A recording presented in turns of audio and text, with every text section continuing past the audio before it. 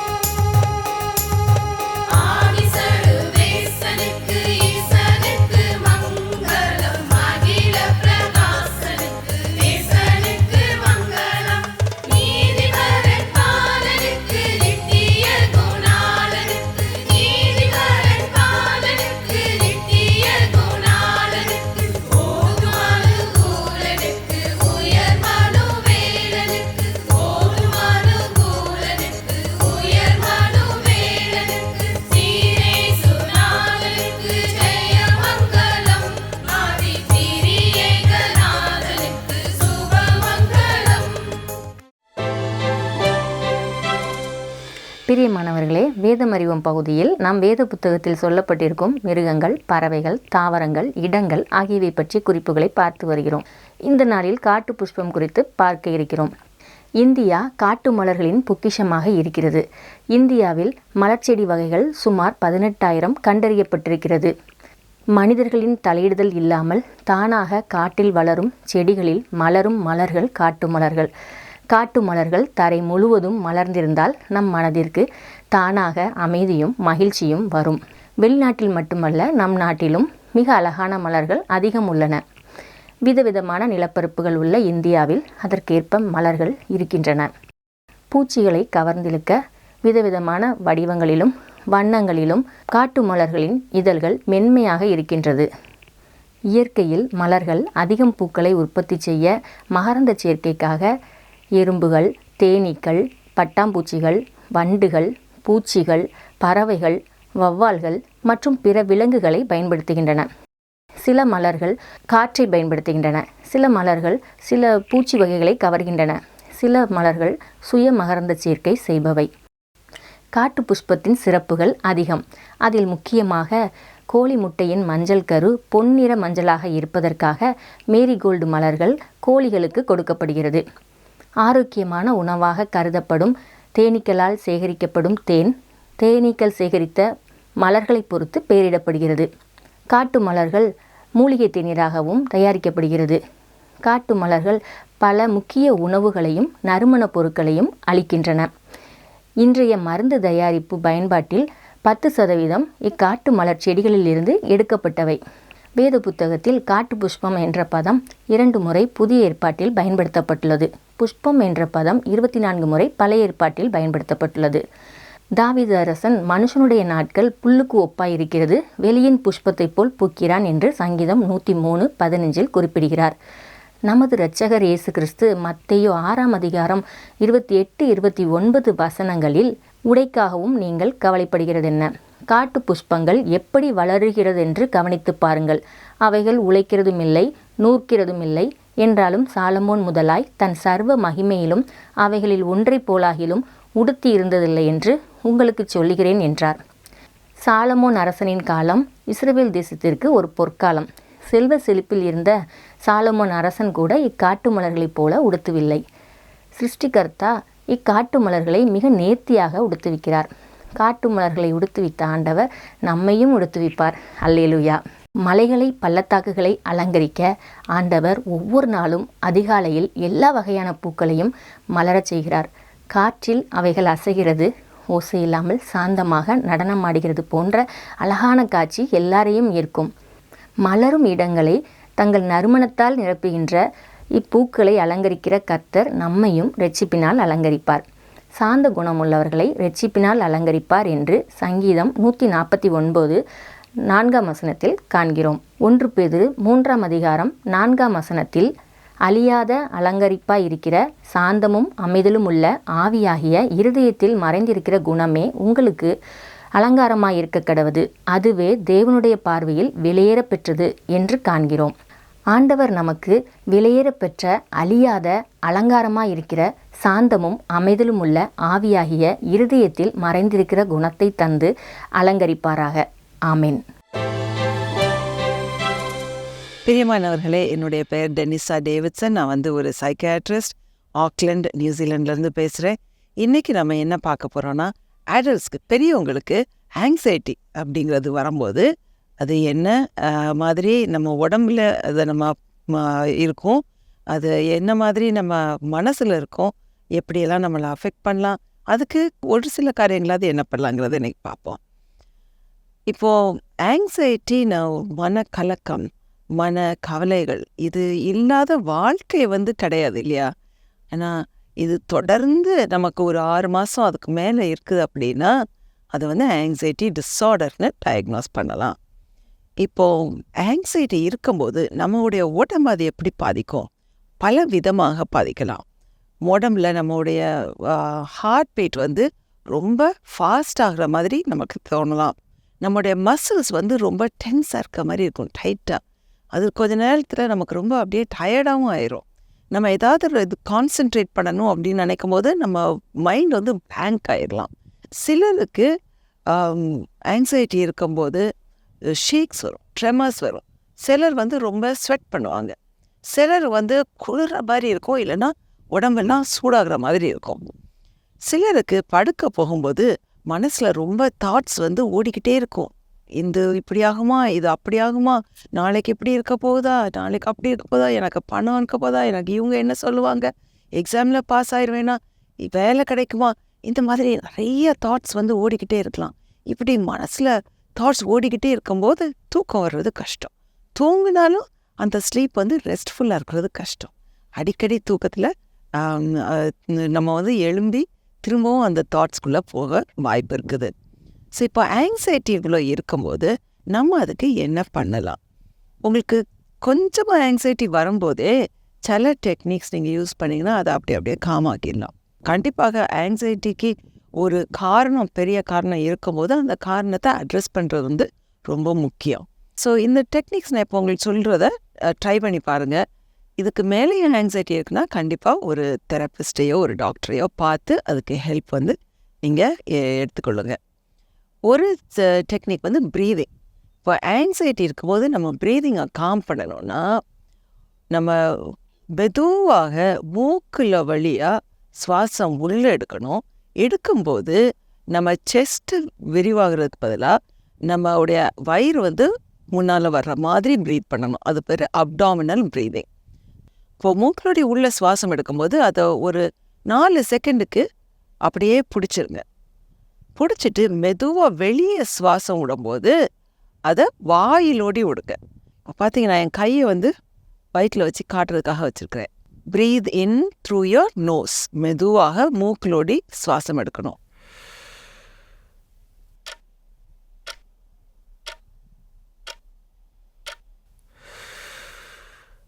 முக்கியமான காரணம் ஏன் மூக்கிலோடி உள்ளே எடுக்கணும் வாயிலோடி வெளியே விடணும்னா, நீங்கள் வாயிலோடி சுவாசம் உள்ளே எடுத்தீங்கன்னா உங்கள் வயிற்றுக்குள்ளே காற்று போயிடும். அதுக்கப்புறம் வயிறுலாம் ஒரு மாதிரி இருக்கும், கேஸ் ரொம்ப ஃபார்ம் ஆகிடும். அதனால் மூக்கிலோடி உள்ளே எடுத்துட்டு வாயிலோடி வெளியே விடணும். நடுவில் ஒரு 4 செகண்ட் பிரெத்தை ஹோல்ட் பண்ணி கவுண்ட் பண்ணுங்கள் மனசில் மெதுவாக, 1 2 3 4 அப்படின்னு. இது ஒரு சின்ன டெக்னிக். அதுக்கப்புறம் நீங்கள் என்ன பண்ணலான்னா, சுவாசம் உள்ளெடுக்க போது உங்களுடைய மசில்ஸை கொஞ்சம் டைட் பண்ணிக்கலாம். உள்ளெடுக்கும் போது டைட் பண்ணிவிட்டு வெளியே வரும்போது மசிலை ரிலாக்ஸ் பண்ணுங்க. இது ஒவ்வொரு மசில் குரூப்பாக நீங்கள் பண்ணலாம். கையில் முதல்ல டைட் பண்ணலாம், அதுக்கப்புறம் ஷோல்டர்ஸ் டைட் பண்ணலாம், அதுக்கப்புறம் பேக் டைட் பண்ணலாம், அதுக்கப்புறம் செஸ்ட்டு, காலு, ஒவ்வொரு மசில் குரூப்பையும் நீங்கள் டைட் பண்ணி மூச்சு வெளியே விடும்போது அப்படியே ரிலாக்ஸ் பண்ணலாம். இந்த சிம்பிள் திங் வந்து நீங்கள் எங்கேயுமே பண்ணலாம். எக்ஸாம் ஹாலுக்கு வெளியே இருந்தாலும் பண்ணலாம், இன்டர்வியூ ரூமுக்கு வெளியே இருந்தாலும் பண்ணலாம், எங்கேனாலும் உங்கள் ஆஃபீஸில் உட்காந்துட்டு கூட பண்ணலாம் இல்லையா? அதை ஒருக்கா காட்டுறேன், அதுக்கப்புறம் இன்றைக்கு இதோட முடிப்போம். Slowly breathe in through your nose.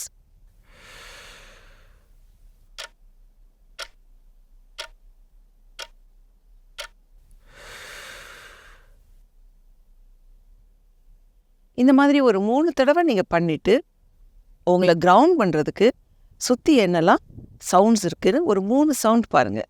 சுற்றி என்னெல்லாம் உங்களுக்கு தெரியுதுங்கிறது ஒரு 3 காரியம் பாருங்கள். அதுக்கப்புறம் திரும்ப ஒரு 2-3 நேரம் 3 டைம்ஸ் அதை ரிப்பீட் பண்ணுங்க. சரி, ஜெபம் பண்ணுவோமா? அன்புள்ள ஆண்டவரே, இதை கேட்கும் ஒவ்வொருவரையும் கர்த்தாவே உம்முடைய கரங்களில் தருகிறேன் சுவாமி. நாங்கள் உருவாகிறதுக்கு முன்னாலே கர்த்தாவே நீர் எங்களை அறிந்திருக்கிறீர். எங்கள் நாட்கள் ஒவ்வொன்றும் கர்த்தாவே உங்களுடைய புத்தகத்தில் முதலிலே எழுதப்பட்டிருக்கின்றது. ஆண்டவரே, எங்களை எவ்வளவாக நேசித்து எங்களுக்காக இயேசுவே நீர் வந்து உம்மையே நீர் கொடுத்தீர் கர்த்தாவே. எங்களை முழுமையுமாக உம்முடைய கரங்களில் நாங்கள் அர்ப்பணிக்க உம்மை நம்பி கர்த்தாவே நாங்கள் எங்கள் துன்பங்களையும் துயரங்களையும் துக்கங்களையும் உம்முடைய கரத்திலே கொடுத்து விட்டு கர்த்தாவே, அந்த பாரத்தை நாங்கள் தினமும் தூக்கி கொண்டே நடக்காமல் கர்த்தாவே, அதை உம்முடைய கரத்தில் கொடுத்த பிறகு நாங்கள் உமக்குள்ளாக அமைதியாகவும் மன நிம்மதியுடனும் இருக்க நீர் எங்களுக்கு கிருபை தான். எங்களுடைய உடம்பையும் உள்ளத்தையும் மனதையும் ஆங்ஸைட்டி அஃபெக்ட் பண்ணாதபடி நீர் எங்களுக்கு காத்துக்கொள். ஒவ்வொரு நாளும் கர்த்தாவே காலையிலே எழுந்து உம்முடைய முகத்தை நாங்கள் காண, உம்முடைய முகத்தை கண்டு கர்த்தாவே உம்முடைய பின்னால் நாங்கள் அந்த நாளில் நடக்க எங்களுக்கு நீர் கிருபை. நீர் எங்கள் பலனும் எங்கள் கோட்டையும் எங்கள் கேடகமான தேவன் என்பதை எங்களுக்கு காண்பித்தரணும் ஆண்டவரே. எங்கள் வாழ்க்கையில் நீர் காண்பித்தரணும், எங்களை திறன்படுத்தும். இயேசுவின் மூலம் ஜெபம் கேளும் ஜீவனுள்ள பிதாவே, ஆமென். சிகரம் தொடும் புறாக்கள் என்ற சென்ற வார நிகழ்ச்சியில் தீனாளது குடும்ப பின்னணி, அவளது தன்மையும் ஆவலும், அவளது தகப்பனது தவறு, அவளது வேலையின்மை என்ற 4 குறிப்புகளை பார்த்தோம். 5வதாக தீனாளது ஈர்ப்பு. தீனாள் ஊர் பெண்களை பார்க்கும் ஆவலில் ஊரை சுற்றி வரும்போது ஏமோரின் குமாரனும் அத்தேசத்து பிரபுமாகிய சீகேம் என்பவன் கண்டு அவளை கொண்டு போய் அவளை தீட்டுப்படுத்தினான் என்று ஆதியாகமம் 34:2 கூறுகிறது. அவளது நடத்தையும் சைகைகளும் அவனை ஈர்த்திருக்கலாம். ஆதியாகமம் 34:3 அவனுடைய மனம் யாக்கோபின் குமார்த்தியாகிய தீனாள் மேல் பற்றுதலாய் இருந்தது என்று கூறுகிறது. ஆதியாகமம் 34:4 சேகேம் தன் தகப்பனாகிய ஏமோரை நோக்கி இந்த பெண்ணை எனக்கு கொள்ள வேண்டும் என்று சொன்னான். சிம்சோனும் இதே விதமாகத்தான் தன் தாய் தகப்பனிடம் சொன்னான். எந்த கண்ணுக்கு பிரியமாய் இருந்ததோ அந்த கண் பெலிஸ்தியரால் பிடுங்கப்பட்டது. தீனாள் பார்வைக்கு அழகாய் இருந்திருக்கலாம், தாயை போல கூச்ச பார்வை இல்லாதிருந்திருக்கலாம், பிறரை கவரும் வண்ணம் அவளது நடை உடை பாவனை இருந்திருக்கலாம். தீனாள் பெரிய இடத்து பெண் என்பதும் காரணமாய் இருந்திருக்கலாம். ஆதலால் கண்டான், கொண்டு போனான், தீட்டுப்படுத்தினான் என்று ஆதியாகமம் 34 2, 5, 13, 37 ஆகிய வசனங்களில் 4 இடங்களில் குறிப்பிடப்பட்டுள்ளது. தன் கண்ணின் இச்சைகளுக்கு சீகேம் தன்னை விலக்கி காத்து கொள்ளவில்லை, பாவம் செய்தான். கண்களின் இச்சை கற்பை தொலைத்து விடும் என்று சென்னையில் சுவற்றில் எழுதப்பட்டிருந்தது. நீதிமொழிகள் 10:10 கண் ஜாடை காட்டுகிறவன் நோவு உண்டாக்கிறான் என்று கூறுகிறது. ஆதியாகமம் 39:7 யோசேப்பின் எஜமானின் மனைவி அவன் மேல் கண் போட்டு தவறு செய்ய அழைத்தாள். ஆனால் யோசேப்பு தவறு செய்ய துணியாமல் அவ்விடம் விட்டு சென்று போனான். 6வது அவளது உடன்பாடு.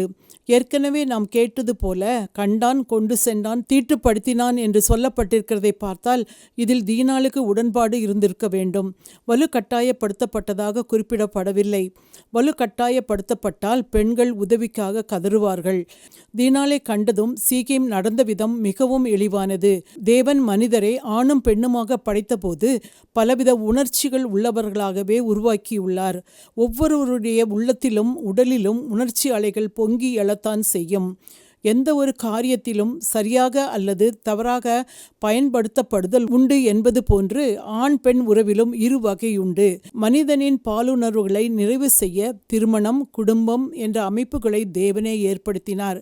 தேவனுடைய வழியில் செல்லாமல் தன் இஷ்டத்திற்கு குறுக்கு வழியில் செல்பவர்கள் அதன் விளைவுகளை சந்தித்தே ஆக வேண்டும்.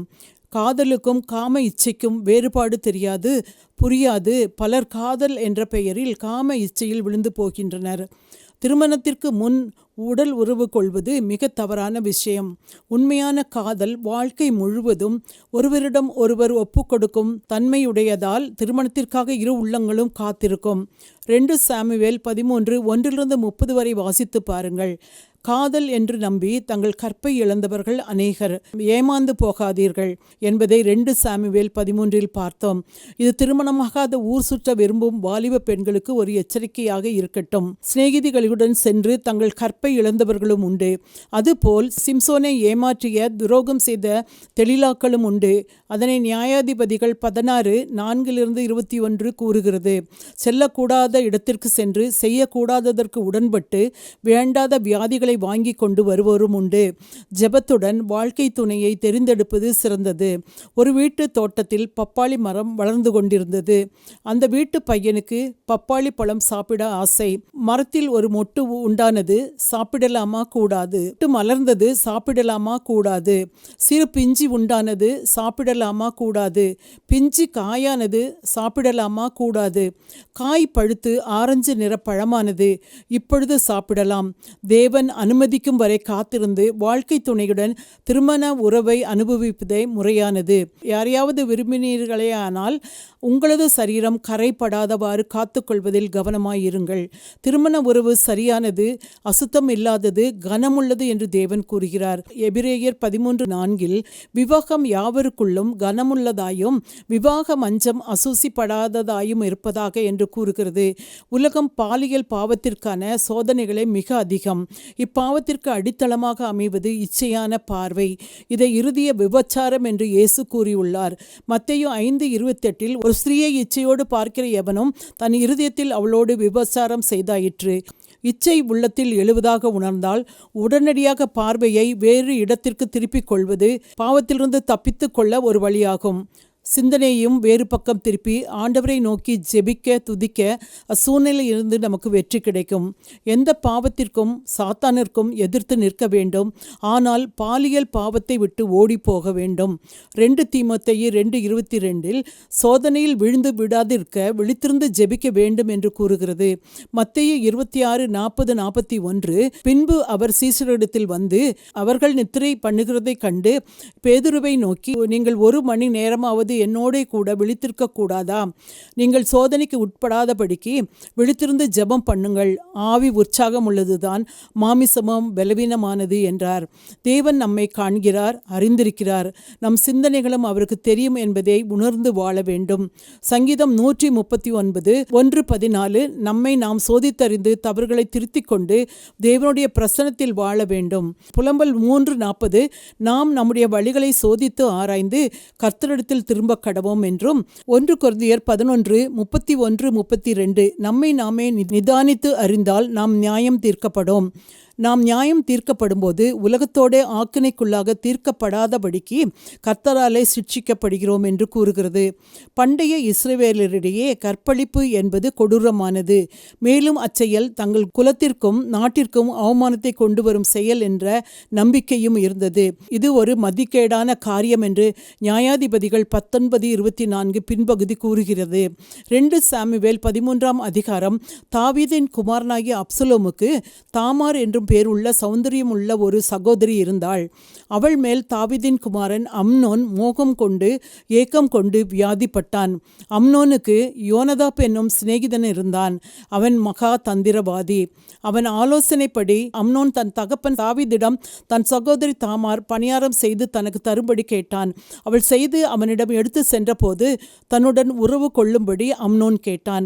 அவள் அவனிடம் இப்படிப்பட்ட மதிக்கேடான காரியத்தை செய்ய வேண்டாம் என்று கேட்டுக்கொண்டு கொண்ட பின்னும் பலவந்தமாய் பிடித்து கற்பழித்தான்.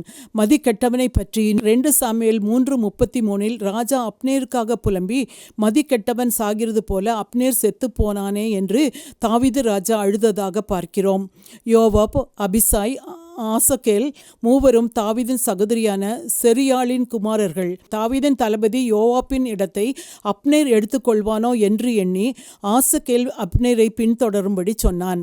ஆசகேல் தன் சகோதரன் கட்டளைப்படி அப்னேரை பின்தொடர்ந்தான். அப்னேர் ஆசகேலிடம் தன்னை பின்தொடர வேண்டாம் என்று கேட்டுக்கொண்டான். ஆனால் ஆசகேல் அப்னேரை விடாது பின்தொடர்ந்தான். புத்திசாலியான அப்னேர் யுத்த யுக்தியை பயன்படுத்தி தன் ஓட்டத்தை நிறுத்திய போது பின்தொடர்ந்த ஆசகேல் ஈட்டியின் பின்புறம் வந்து மோதி உயிரிழந்தான். திட்டமிட்ட கொலை அல்ல, ஆசகேலை கொல்வது அப்னேரின் நோக்கமும் அல்ல. ஆனால் யோவாப்பும் அபிசாயும் அப்னேரை பழி வாங்க திட்டமிட்டனர். எப்ரோன் என்பது அடைக்கல பட்டணம். குற்றம் புரிந்தவர் தம் உயிரை காக்க வந்து இருக்கும் இடம். உள்ளே இருக்கும் வரை பாதுகாப்பு, வெளியே ஒரு அடி எடுத்து வைத்தாலும் பாதுகாப்பு கிடையாது. நாம் அடிக்கடி நியூஸில் கேட்கிறோம், ஜெயிலிலிருந்து வெளியே வந்த ரவுடி வெட்டி கொலை என்று. அப்னேர் ஆசகேலை கொன்றது சுய பாதுகாப்பிற்காக. யோவாப்பும் அபிசாயும் அப்னேரை கொன்றது பழி வாங்குவதற்காக. இஸ்ரவேலின் தளபதியாகிய அப்னேருக்கு அடைக்கல பட்டணத்தின் உபயோகம் தெரியும். யோவாப் கூப்பிட்ட போது அப்னேர் தான் வெளியே வராது.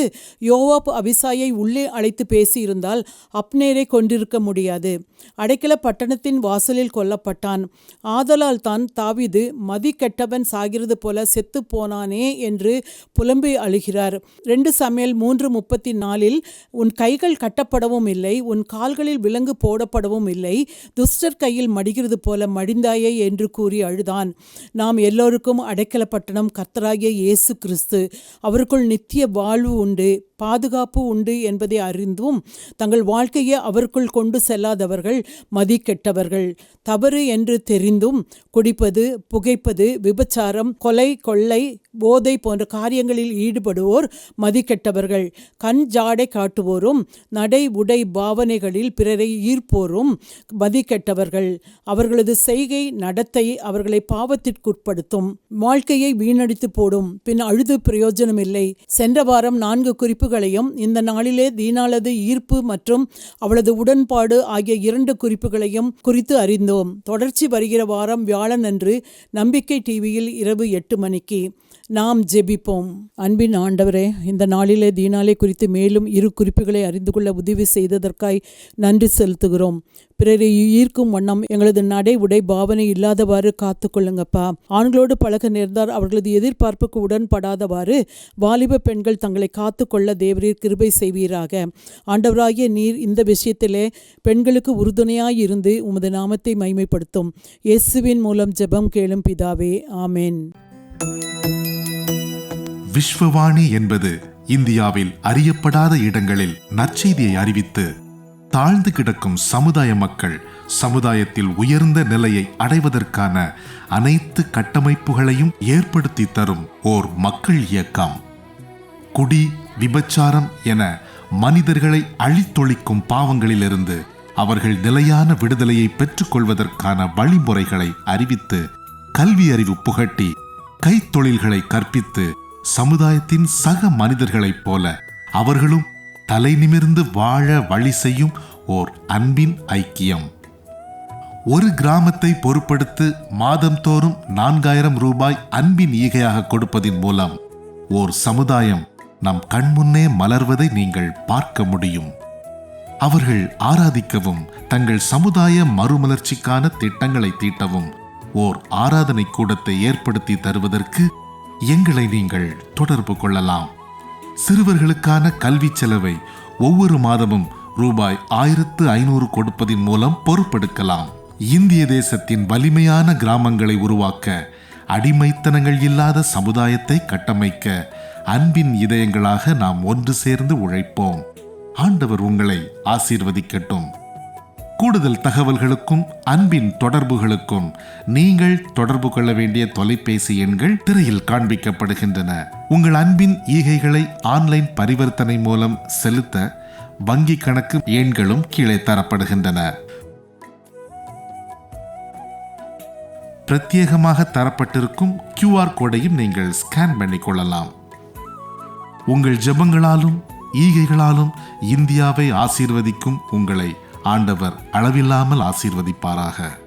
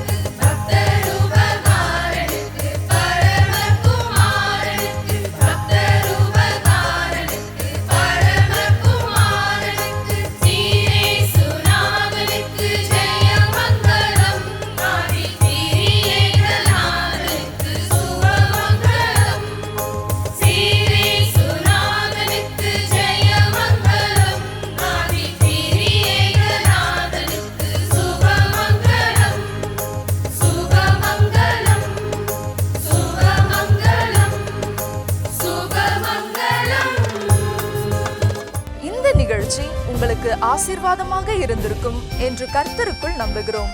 நீங்கள் பெற்ற ஆசீர்வாதங்களையும் உங்கள் ஜெப தேவைகளையும் திரையில் காணும் எண்களில் எங்களுக்கு தெரியப்படுத்துங்கள். ஆண்டவர் தாமே உங்களை அளவில்லாமல் ஆசீர்வதிப்பாராக.